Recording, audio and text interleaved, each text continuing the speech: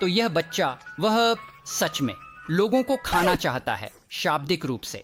अब उसका नाम ईसाई है और वह जापान से है और वह एक बहुत अमीर परिवार से आता है। और एक दिन वह कक्षा में है, पहले ग्रेड में, और वह अपने सहपाठी की टांगों पर ध्यान देने लगता है। और ईसाई सोचता है, वाह, वह टांग थोड़ी स्वादिष्ट लगती है। और वास्तव में यह उसके लिए इतनी स्वादिष्ट लगती है कि उसे इसे काटने की इच्छा होती है। और उसका सहपाठी एक लड़का है और उसे लड़कों से भी पसंद नहीं है। और तभी ईसाई को एहसास होता है कि वह वास्तव में लोगों को खाना चाहता है। और उस बिंदु से वह लगातार लोगों को चबाने के बारे में नियमित रूप से कल्पना करता है। और जैसे जैसे साल बीतते हैं, उसकी यह कल्पना बस और मजबूत होती जाती है। और विशेष रूप से उसे लंबी पश्चिमी महिलाओं में रुचि है, क्योंकि आप जानते हैं वह एक छोटे राजा है, तो वह एक लंबी गोरी महिला को खाना चाहता है।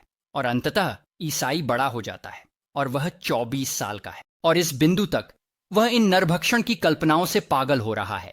और तभी उसे अंततः एक अवसर मिलता है, क्योंकि एक दिन इस समय के आसपास वह एक युवा जर्मन महिला को देखता है और वह लंबी और गोरी है। तो ईसाई वह धीरे धीरे उसका पीछा करना शुरू कर देता है, यहां तक कि उसके घर तक भी। और ऐसा करते हुए वह यह नोट करता है कि जब मौसम गर्म होता है तो वह रात में अपने बेडरूम की खिड़की खुली छोड़ देती है।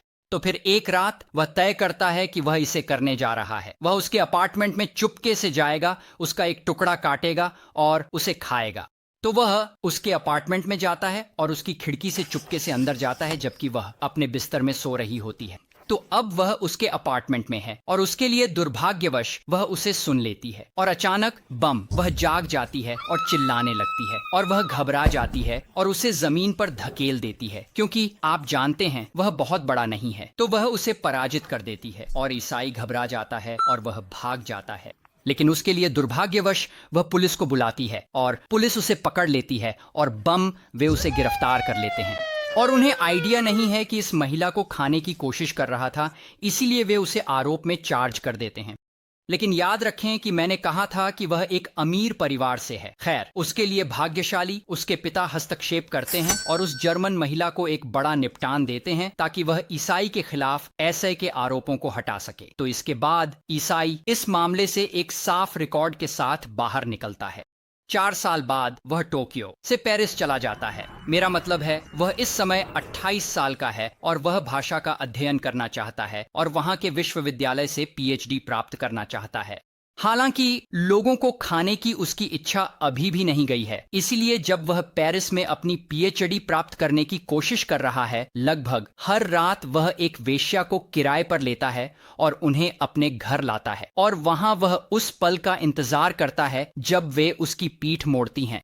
और जब वे ऐसा करती हैं तो वह चुपचाप अपनी राइफल निकालता है। उसके पास एक राइफल है और वह उसे उन पर तानता है, क्योंकि वह उन्हें मारने वाला है।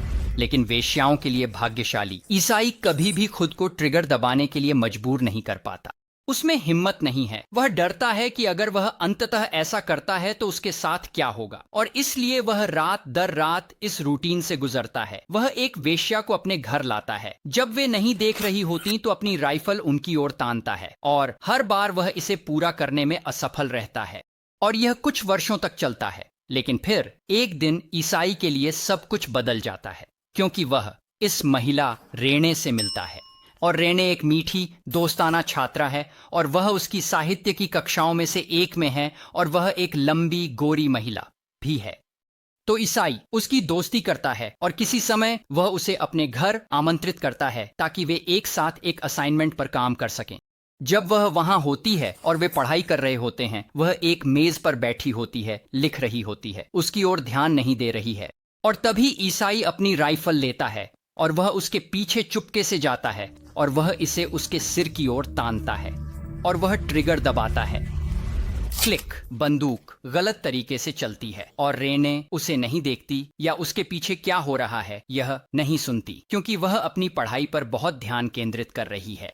फिर 2 दिन बाद ईसाई उसे फिर से आमंत्रित करता है और फिर से वह एक मेज पर बैठी होती है, लिख रही होती है और ईसाई वही करता है। वह कमरे से चुपके बाहर निकलता है ताकि फिर से अपनी राइफल ले सके और वह उसके पीछे चुपके से जाता है और इसे उसके सिर की ओर तानता है और वह ट्रिगर दबाता है। लेकिन इस बार कोई गलत चलना नहीं, वह मृत है। और फिर अजीब बात है, ईसाई हैरान है, जैसे वह विश्वास नहीं कर सकता कि उसने वास्तव में इसे अंजाम दिया। तो वह बेहोश हो जाता है और फर्श पर गिर जाता है। कुछ क्षण बाद वह जागता है और होश में आता है और वह कहता है, ठीक है, मुझे लगता है कि अब मुझे उसे खाना है। और क्योंकि वह एक घिनौना व्यक्ति है, वह उसके शरीर का परीक्षण करता है और फिर उसे खाने की कोशिश करता है।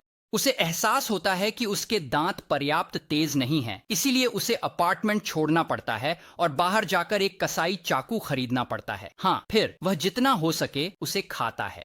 फिर कुछ दिन बाद शरीर इस समय सड़ रहा है और वह कहता है, मुझे उसे अपार्टमेंट से बाहर निकालना है।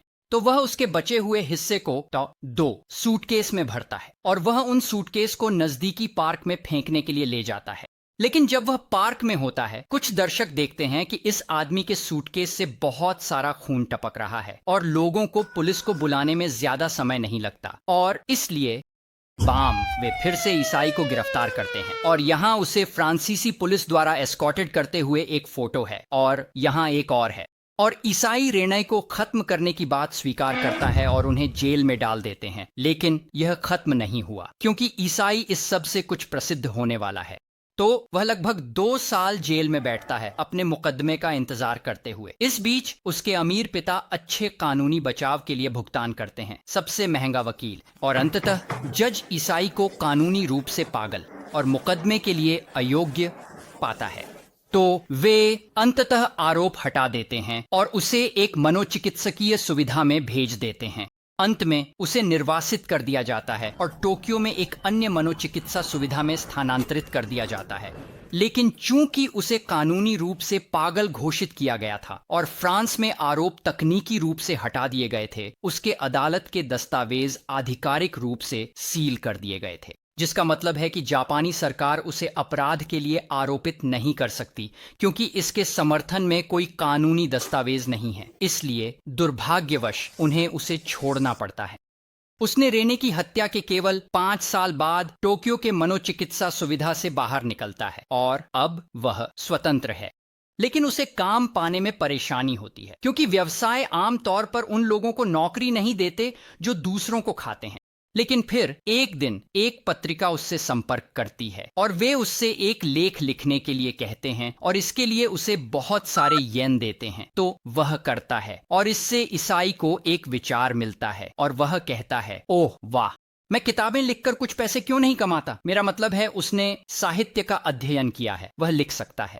तो वह अपने अपराध, लोगों को खाने के प्रति अपनी जुनून और रेने के साथ उसने जो किया उसके बारे में उपन्यास जैसी किताबें लिखना शुरू करता है। और वह इंटरव्यू और अन्य चीजें करता है और वह जापान में एक प्रकार का छोटे स्तर का सेलिब्रिटी बन जाता है। भाई, वह एक मंगा भी लिखता है और इसे चित्रित करता है और इसे प्रकाशित कराता है, और यह सब उसके रेने को मारने और खाने के अनुभव के बारे में है। और यह अंग्रेजी में अनुवादित है और सब कुछ यह अमेजन पर है, जैसे कोई भी अभी इसे खरीद सकता है। और यह सच में मेस्ड अप है। यहाँ मुझे आपको दिखाने दें। मैंने दरवाजे के सामने 2 सूटकेस रखे। रेने को काटने में मुझे 2 रातें लगीं। एक सूटकेस में सिर, हाथ और पैर थे, दूसरे में धड़ था। यह क्यों मौजूद है? क्या बकवास है जापान। खैर, इसके बाद ईसाई किसी और को नहीं खाता जितना हम जानते हैं, और वह अंततः 73 साल की उम्र में निमोनिया से मर जाता है। और यहाँ उसकी असली जिंदगी की एक तस्वीर है।